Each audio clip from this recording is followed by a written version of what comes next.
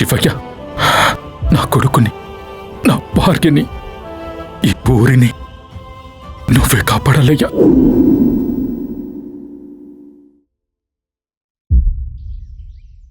ఈ క్వారీ అంతా మనదేనయ్యా. అక్కడి నుంచి కనిపించేదంతా ఇది మొత్తం. అమ్మా, ఇదంతా మనదేనా? మీదేనయ్యా. ఇక్కడ పనిచేసే వాళ్ళే మన కారీని కాపాడుతున్నారా. ఇన్నాళ్ళు జరిగింది వేరు, ఇప్పుడు జరగబోయేది వేరు. వీళ్ళందరినీ నేను రక్షిస్తా. ఈ రోజు నుంచి మన వాళ్ళని, మన క్వారీని ఎవడు కన్నెత్తి